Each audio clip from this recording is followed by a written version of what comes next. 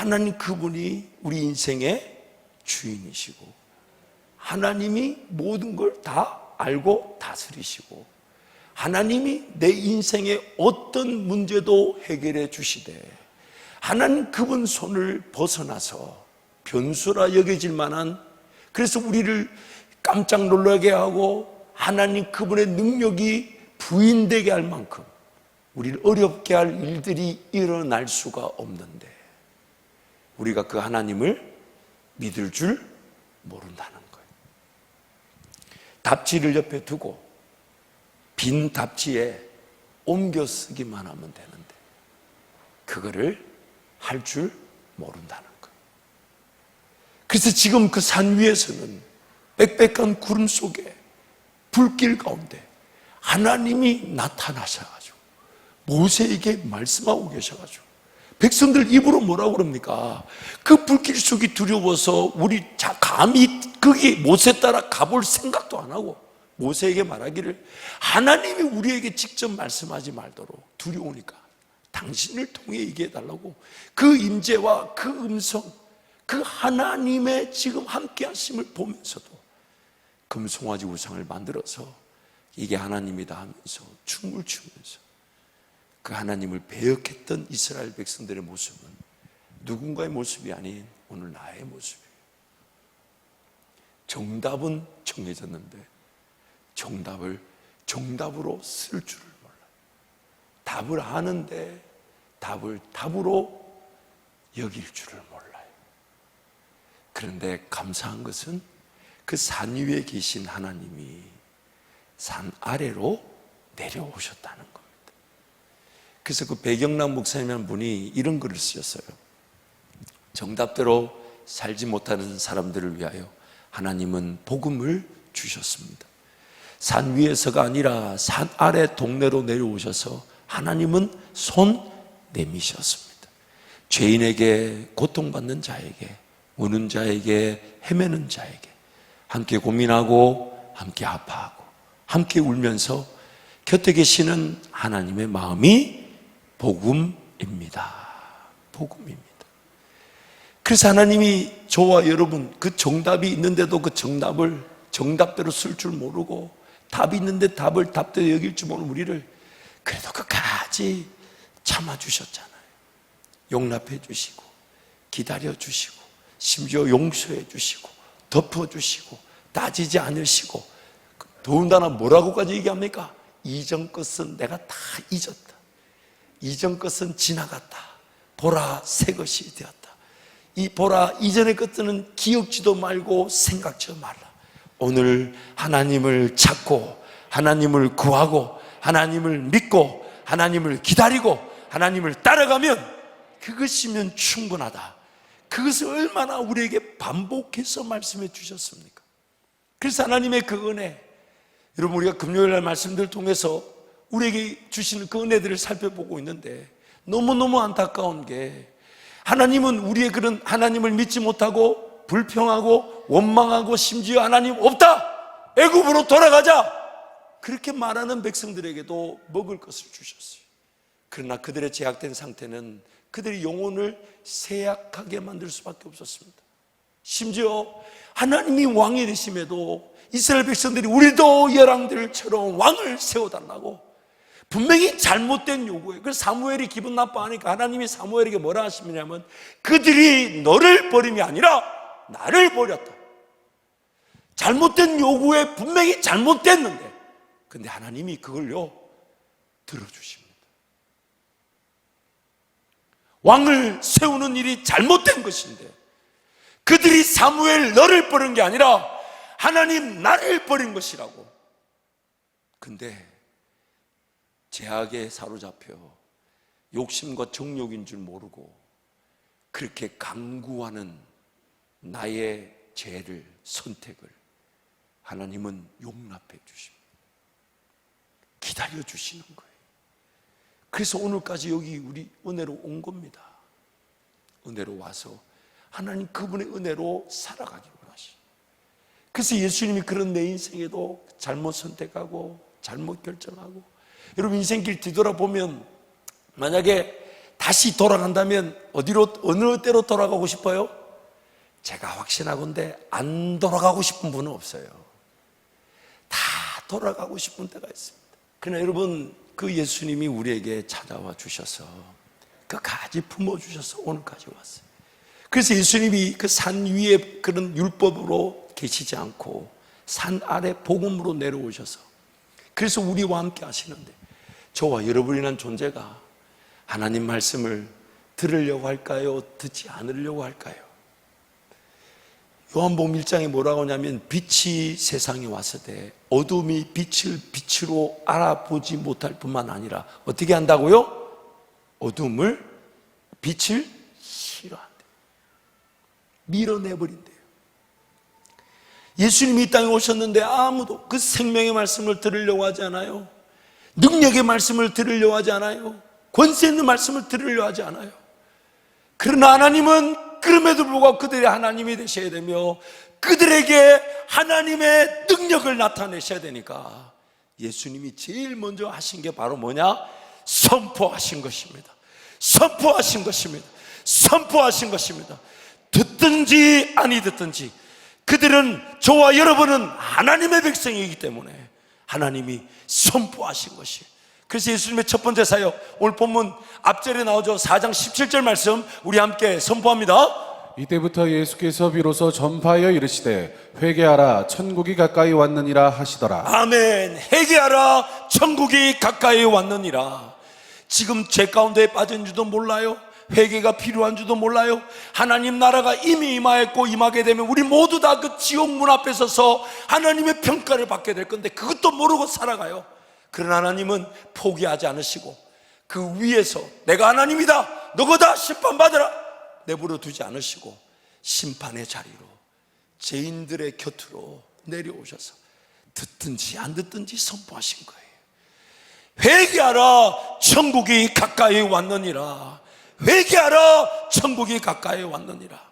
또한 예수님의 그 전파, 그 선포, 그 프리칭은 단순히 진리의 말씀만이 전해지는 것이 아니라 하나님의 음성을 듣고 따라야 되는데, 그래서 푸른 초장 맑은 시내 물가로 인도하듯 예수님을 따라야 되는데 따를 줄 모르니까. 왜요? 육신의 질병으로, 영적인 어려움으로 귀신에게 짓눌려서 심지어 영이 죽어버려가지고 하나님의 음성을 들을 줄 모르고 하나님을 따를 수 없는 형편에 있는 자들에게 선포하셨을 때에 안전뱅이가 일어나게 되었고, 눈먼 자가 눈을 열게 되었고, 죽었던 자가 살아나게 되었고, 질병이 치료받게 되었고, 귀신들이 쫓겨나가게 된 것입니다. 지금 예수님을 따라야만이 생명의 길, 푸른 초장 맑은 시냇물가로 갈 수 있는데 따를 수가 없어요. 질병에 갇혀있고, 육체의 어려움에 갇혀있고, 삶에 묶여있고, 귀신에게 짓눌려있고, 죄의 힘에 사로잡혀 눈이, 귀가, 마음이 닫혀져 있어요. 근데 그들에게 진리의 말씀을 선포하자 앉은 자들이 일어서게 되었고, 눈먼 자들이 눈을 열게 되었고, 귀신에게 사로잡힌 자들이 귀신이 쫓겨나가게 되었고, 또한 죽었던 자 나사로야 나오너라, 나사로야 나오너라, 그 죽었던 자가 살아 돌아오게 된 것입니다. 그래서 이 선포가, 프리칭이 예수님의 사역의 시작이었고, 그 프리칭, 즉 들어야 되지만 들을 수 없는 자들에게 진리의 말씀, 살리는 말씀이 선포되어야만이 그들이 살아나게 되고, 살았던 그들이 예수님을 따르면서 생명의 말씀을 듣죠, 배우죠, 믿죠, 확신하죠. 그러면서 이제 선포의 대상자에서 선포자들로 바뀌어지게 되는 겁니다. 그래서 제가 내용을 한번 정리해 봤는데요, 선포가 하나님의 나라의 은혜의 문을 여는 것이라면, 그 문을 열고 들어가면 배움과 확신, 즉 가르침의 은혜가 주어집니다. 그리고 가르침은 믿음을 더하여 주어서, 왜요? 들으면 뭐가 생긴다고요? 믿음이 생기니까. 가르침은 믿음을 더하여 주어서 선포하게 하죠. 내 형편이 지금 어떠하든지 간에, 내 자녀들의 형편이 어떠하든지 간에, 내 일터가 어떠하든지 간에, 내 실력은 산 밑에서 하나님을 거절하고 부인하고 믿지 못하고 정답이 있는데도 정답을 쓸 줄 모르지만 정답은 하나님께 있으니까, 해결책은 하나님께 있으니까, 능력은 하나님께 있으니까 예수님이 선포하셔서 살아나 예수님의 말씀을 듣고 배우고 확신하게 될 때 선포 대상자가 선포자로 바뀌어지게 되는 것입니다.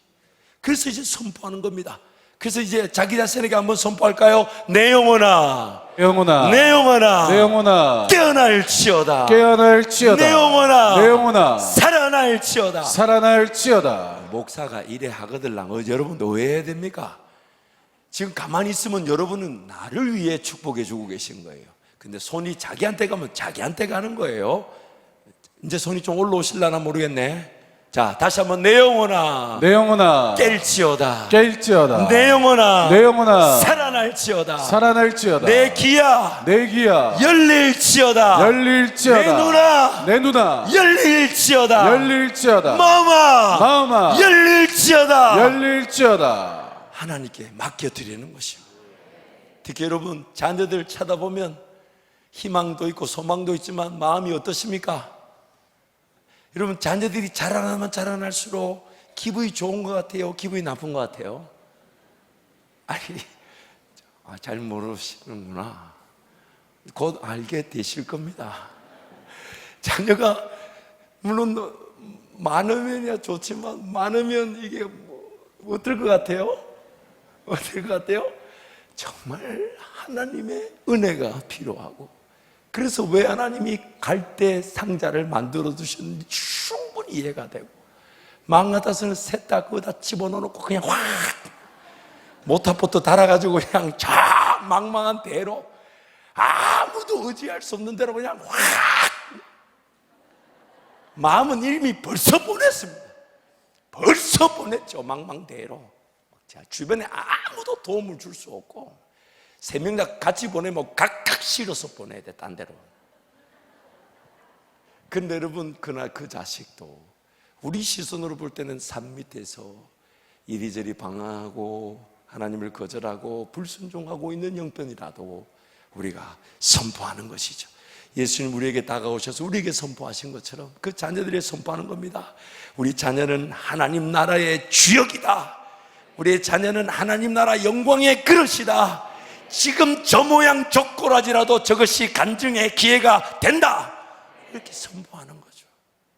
하나님이 우리에게 약속하셨습니다. 내 귀에 들린 대로 내가 시행하리라. 그러므로 오늘 우리의 삶의 관건은 선포하는 겁니다. 한번 선포할까요? 나의 자녀는 하나님의 영광의 도구다. 영광의 도구다. 나의 자녀는 하나님의 나라의 기적의 주인공이다. 날마다 선포하는 겁니다. 날마다 선포. 여러분 오늘 또 돌아가시거들랑 자녀들에게 전화를 돌리셔서 아무 소리 하지 말고, 우리 담임 목사가 시켰다 듣기만 해라. 너는 하나님의 영광의 도구다. 하나님 나라의 기적의 주인공이다. 하나님이 반드시 역사를 나타내실 것이다. 비록 믿어지지 않고, 비록 따르지 않고, 비록 하나님을 몰라도 괜찮아요. 그런 인생의 시기가 없으면 좋겠지만 다 있어요. 그런데 그것이 하나님은 나중에 하나님 그분을 더욱 부여잡는 인생의 과정이 되게 하시고, 식어졌던 때에 하나님을 부인했던 때, 성경이 이렇게 말하잖아요. 우리가 아직 연약할 때, 우리가 아직 죄인 되었을 때, 우리가 아직 하나님과 원수 되었을 때, 그리스도께서 우리를 위한 자기의 사랑을, 그 하나님의 사랑을 확증하셨다고. 하나님을 따르지 않고 하나님을 거절하고 심지어 원수된 상태에서도 하나님은 그 연약한 자, 그 죄인된 자, 그 원수된 자를 사랑하시고 그를 위해 예수님이 죽게 하셨다는 거예요. 그러므로 우리는 이제 그 선포로 살아가는 겁니다. 그 선포로. 자, 한번 선포할까요? 예수 이름으로 명령하고 선포하노니 우리 가정에 우리 일터에 더러운 영들은 떠나갈지어다. 우리 자녀들을 괴롭히는 모든 악한 것들아 사라질지어다. 우리 자녀들의 영안이 열려질지어다. 하나님의 꿈과 하나님의 비전이 살아날지어다. 끊임없이 선포하는 거예요. 또한 여러분의 일터와 여러분의 직장도 선포하십시오. 지금 당장의 형편으로는 아무것도 안 되는 것처럼 보이고, 지금 그 형편으로는 예배조차도 제대로 드리지 못하는 그런 부끄러움과 죄송함이 있다 해도 하나님께 선포하십시오. 지금 내 일터는 하나님의 은혜가 밀려오고 있다. 하나님의 기적이 밀려오고 있다. 하나님의 역사가 나타나고 있다. 하나님이 이미 일을 시작하셨다. 하나님이 일꾼들을 세우신다. 하나님 나를 통해 꿈꾸게 하신다. 하나님 나를 통해 선교의 주역이 되게 하신다. 하나님 나를 통해 교회 부흥의 주인공이 되게 하신다. 그렇게 선포하십시오. 내버려 두지 마십시오. 내 힘으로 안 되는 거 맞습니다. 내 능력으로 안 되는 거 맞습니다. 내 계획으로 아무 계획이 안 서는 거 맞습니다. 그러나 하나님은 정답이십니다. 하나님은 행하십니다. 하나님은 능력이 있으십니다.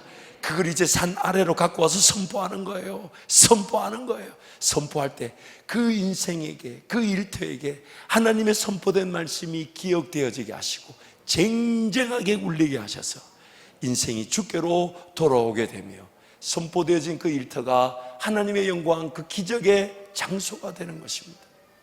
그래서 또한 여러분 주변에 아직 가족, 친지, 친구, 이웃들, 여러분 이제 더 이상 그들 지옥길 가는 길 내 힘으로 안 된다고 내버려 둘 것이 아니라 선포하는 겁니다. 사랑하는 부모들이 주께로 돌아오고 있다. 사랑하는 형제 자매들이 예수님을 믿고 돌아오고 있다. 하나님이 그들을 포기하지 않으신다. 하나님이 은혜를 베푸신다. 하나님이 살려주고 계신다. 하나님이 회복시켜주고 계신다. 가족, 친지, 친구, 이웃들아 주께로 돌아올지어다. 예수님 만나며 예수님과 동행할지어다. 그렇게 선포하는 겁니다. 윤성호 목사님이라는 분이 전도는 은사가 아니라 명령이다. 한번 따라할까요? 전도는 은사가 아니라 명령이다. 명령이다. 그 책에 이런 내용을 써놨어요. 누군가가 반드시 저 사람은 반드시 나와 함께 교회로 올 것이라고 선포하고 확신하게 되면 그 선포와 확신대로 그 영혼이 끌려온다는 거예요. 끌려온다는 거예요. 그래서 그 간증에 이제 재밌는 얘기가 많은데 그 중에 하나가 뭐냐면 어떤 할머니가 옆에 젊은 부부를 전도하기로 작정하고 선포했습니다. 저 부부는 반드시 나와 함께 우리 교회에 출석한다. 그래서 이제 매일 이제 그 집에 찾아가서 기도해 주기 시작했어요. 젊은 부부가 처음에는 영문을 모르다가 나중에는 이 할머니가 예수 믿으라고 자꾸 기도하니까 그게 너무 불편한 거예요. 짜증도 나고. 근데 할머니가 계속 오는 거예요. 계속해서 선포하고 기도해주고 축복해주고 선포하고 기도해주고 축복. 이게 젊은 부부가 짜증이 나다 안 돼가지고 할머니한테 할머니 우리 교회 안 가요. 그만 오시라고. 할머니 알았다 놓고 그 다음에 또 가서 또 선포하고 기도. 이게 전부 너무 짜증이 나가지고 집을 내놨답니다. 집을 팔고 이사 가려고. 도저히 할머니 때문에 안 돼. 그 집을 내놨는데 이사가 안 가지는 거예요. 그런데 할머니는 계속 오니까 할머니하고 약속을 했답니다. 이사 갈 때까지만 교회 가는 걸로. 이사 갈 때까지만 교회. 근데 결론은 그 젊은 부부의 남편이 나중에 그 교회 장로가 됐답니다. 자, 이렇게 말하니까 여러분 남의 얘기가 아니라 우리 교회 장로님들 중에 그런 분들이 계십니다. 내가 결혼하면 예수 믿을게 해놓고 결혼식 다음날부터 교회 안 갔대요. 여기 앉아 계십니다. 근데 여러분 잊지 마세요. 누군가의 기도, 누군가의 선포가 그 영혼이 주께로 돌아오는 하나님의 능력의, 복음의 능력의 시작인 것입니다. 시작인 것입니다. 내 계획과 내 방법에 맡겨두지 마시고 정답인 하나님께 자꾸 구하십시오. 하나님 살려주심을 감사합니다. 회복시켜 주심을 감사합니다. 변화시켜 주심을 감사합니다. 일하고 계심을 감사합니다. 심지어 미래형도 아니라 현재형이에요. 아니면 과거형이에요. 이미 저 영혼은 예수 믿고 주께로 돌아왔다. 여전히 예수 믿지 않고 교회 나오지 않아도 하나님의 일하심은 이미 이루어진 것이니까. 그래서 선포하는 겁니다.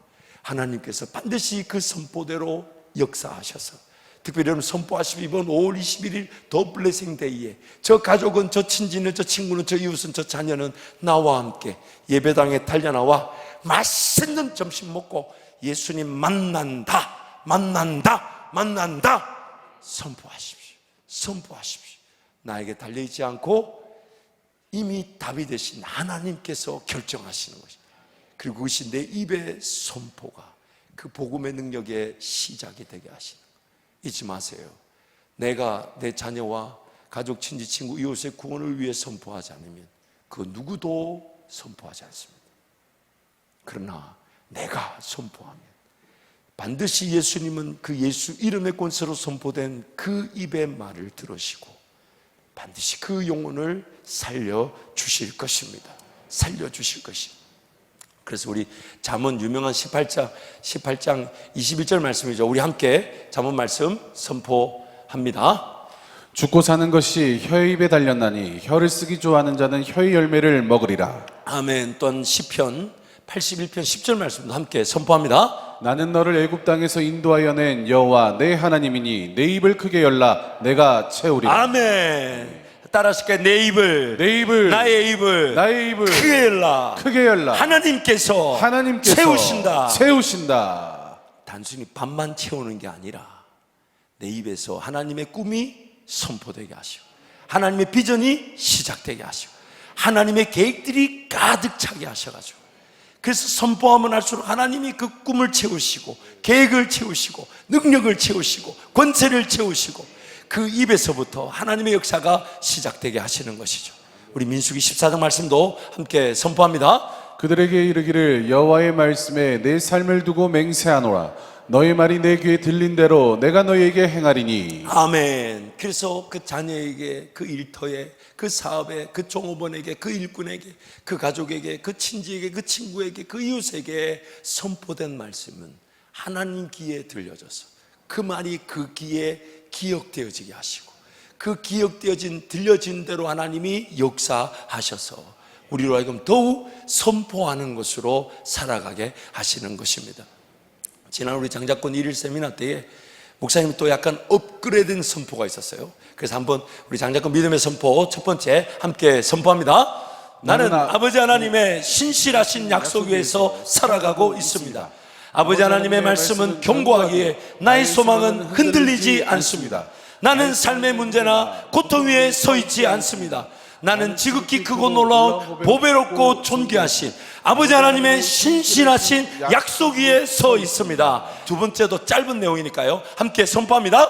우리 가정은 복의 가정이다. 우리 자녀는 복의 자녀다. 우리 교회는 복의 교회다. 나는 복의 사람이다. 세상은 나의 밥이다. 우리 한 번 더 선포합니다. 시작. 우리 가정은 복의 가정이다. 우리 자녀는 복의 자녀다. 우리 교회는 복의 교회다. 나는 복의 사람이다. 세상은 나의 밥이다. 우리 하나님께 영광의 박수로 감사하면서 자리에 앉겠습니다. 사랑하는 성도 여러분, 복음의 능력이라는 것은 내가 예수님을 얼마나 알고 내가 예수님을 얼마나 배웠고 내가 심지어 예수님을 얼마나 믿었는가에 좌우되지 않고 선포되는 내가 심지어 믿지 못하고 이해되지 않고 결코 받아들일 수 없지만 하나님을 믿고 내 입에서 선포된 그 말에 능력이 있습니다. 능력이 있습니다. 신앙생활을 얼마나 많이 했냐 적게 했냐, 내가 예수님을 얼마나 많이 배웠냐 안 배웠냐, 내가 예수님을 얼마나 경험했냐 하면 이거 다 물론 그 모든 것들이 합력과의 선을 이루며 또한 심은 대로 거두는 열매가 되겠지만 그러나 복음의 능력의 제일 첫 번째 시작은 나는 결코 받아들여지지 않고 나는 결코 믿을 수가 없으며 결코 이해되지 않지만 하나님이 정답이시니까, 하나님이 살아계시니까, 하나님이 다스리고 계시니까, 하나님이 모든 것을 주관하고 계시니까 믿어지지 않고 이해되지 않는 그 말이 내 입에서 터져나갈 때 하나님은 내 믿음 없는데도 터져나온 그 말, 내가 경험해보지도 않았지만 터져나온 그 말, 내가 이해되지도 않지만 하나님을 믿고 터져나온 그 말을 들은 대로 행하시고 하나님께서 나에게 더 큰 선포로 하나님을 더 의지하게 하시는 것입니다.